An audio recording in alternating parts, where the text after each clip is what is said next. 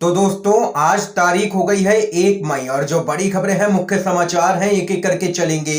तमाम बेहद बड़ी अपडेट्स आप तक आगे इसी वीडियो के माध्यम से पहुंचाएंगे, इसलिए लगातार हमारे साथ आगे इसी वीडियो में बने रहिएगा।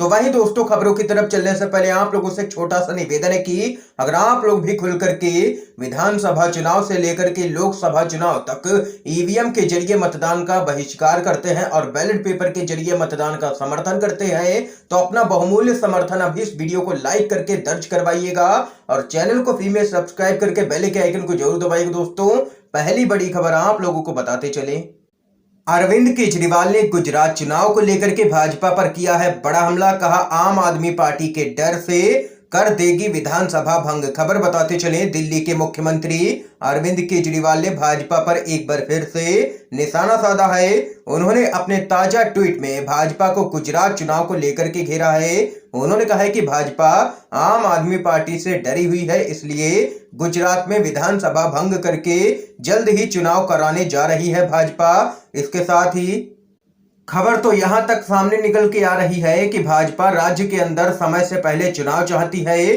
और भाजपा जल्द ही विधानसभा भंग कर सकती है ताकि जल्द से जल्द गुजरात के अंदर विधानसभा का चुनाव करवाया जा सके। इस बीच एक और बड़ी खबर आ रही है सामने, बताते चलें। प्रशांत किशोर की लोकसभा चुनाव को लेकर के बड़ी भविष्यवाणी, बोले भाजपा को कोई भी तीसरा या चौथा मोर्चा नहीं हरा सकता है। आप लोगों को बताते चले, चुनावी रणनीतिकार प्रशांत किशोर उर्फ पीके का कहना है कि आम चुनाव में भारतीय जनता पार्टी को कोई भी तीसरा या चौथा मोर्चा मात नहीं दे सकता है। यदि भाजपा को हराना है तो ऐसा करिश्मा केवल दूसरा मोर्चा ही कर सकता है। प्रशांत किशोर का आगे कहना है कि यदि भाजपा को हराना है लोकसभा के चुनाव में तो इसके लिए दूसरे मोर्चे को मजबूती से उभरना होगा और विपक्षी दलों को एकजुट होकर के चुनाव लड़ना चाहिए और कोई भी तीसरा या चौथा मोर्चा यहां पर भाजपा को आम चुनाव में नहीं हरा सकता है। ये यहां पर दो टूक कहना है प्रशांत किशोर का। एक और बड़ी खबर आ रही है सामने, बताते चलें।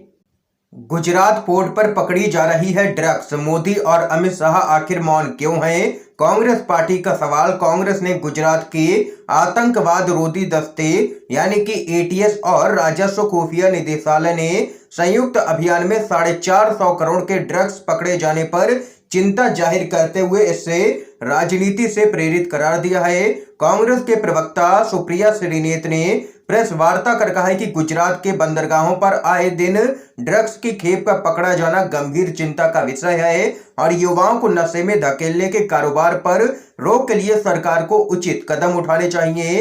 इसके साथ ही उच्चतम न्यायालय को भी इस मामले में स्वतः संज्ञान लेना चाहिए।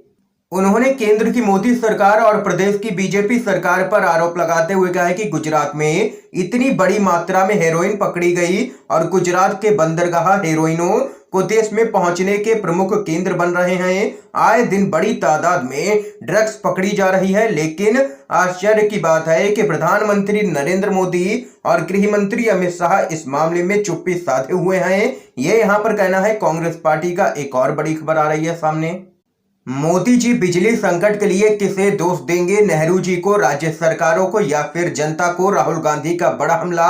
देश में गर्मी 100 वर्षों का रिकॉर्ड तोड़ रही है और वहीं देश के कई राज्य कोयले की कमी और बिजली संकट से लगातार जूझ रहे हैं। विपक्षी दल इन सब मुद्दों को लेकर के केंद्र की मोदी सरकार पर हमलावर हैं। कांग्रेस के पूर्व अध्यक्ष राहुल गांधी ने भी बिजली संकट को लेकर के प्रधानमंत्री नरेंद्र मोदी पर निशाना साधा है।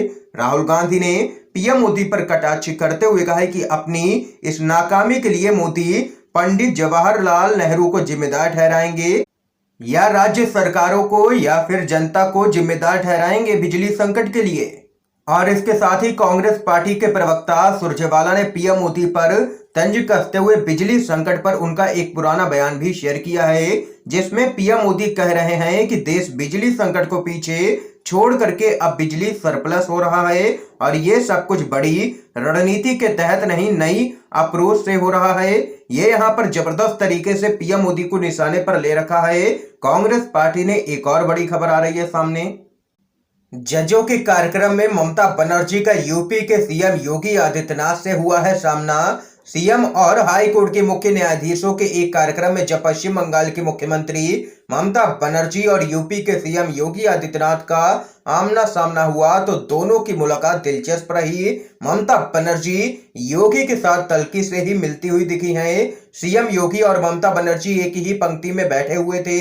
और वहीं आप लोगों को बताते चलें, जब ममता बनर्जी के साथ पंजाब के मुख्यमंत्री भगवंत मान की मुलाकात हुई तो दोनों गर्मजोशी से मिलते हुए नजर आए।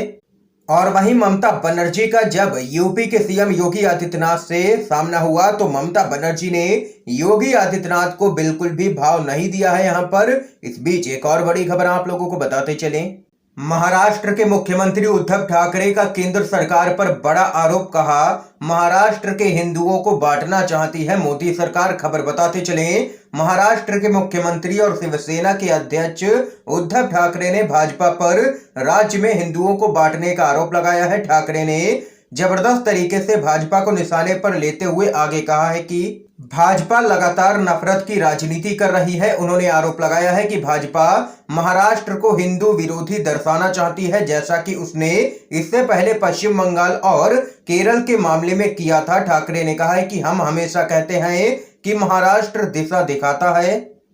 उन्होंने कहा है कि महाराष्ट्र में हिंदुओं और मराठियों तथा गैर मराठियों को बांटना भाजपा की बड़ी साजिश है। इसमें भाजपा कभी भी कामयाब नहीं हो पाएगी, ये यहां पर कहना है सीएम उद्धव ठाकरे का। एक और बड़ी खबर बताते चलें, छत्तीसगढ़ के मुख्यमंत्री भूपेश बघेल का सवाल, देश में कोयला संकट नहीं है तो ट्रेनें आखिर क्यों की जा रही हैं रद्द। आप लोगों को बताते चलें, कोयले की कमी से ट्रेनें रद्द करने के रेलवे के फैसले पर छत्तीसगढ़ के मुख्यमंत्री भूपेश बघेल ने कहा है कि देश में अगर कोयले की कमी नहीं है तो यात्री ट्रेनें आखिर क्यों रद्द की जा रही हैं। छत्तीसगढ़ से 23 मालगाड़ियां कैंसिल हुई और फिर रेल मंत्री से बात की तो 6 ट्रेनें चलाई गईं।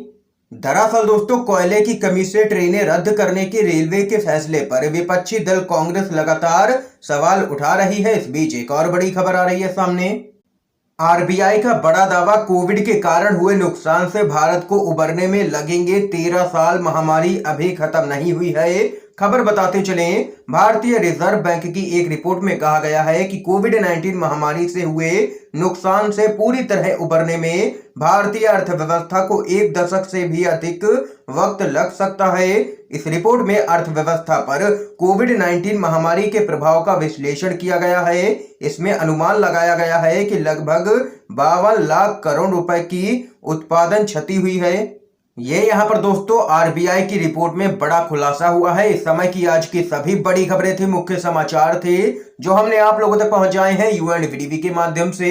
अगर आप लोगों को ये वीडियो पसंद आया हो तो इस वीडियो को लाइक कीजिएगा, ज्यादा से ज्यादा इस वीडियो को शेयर कीजिएगा ताकि आप सभी के दोस्त भी मुख्य समाचारों को जान सकें। वीडियो देखने के लिए दोस्तों आप सभी का बहुत बहुत धन्यवाद।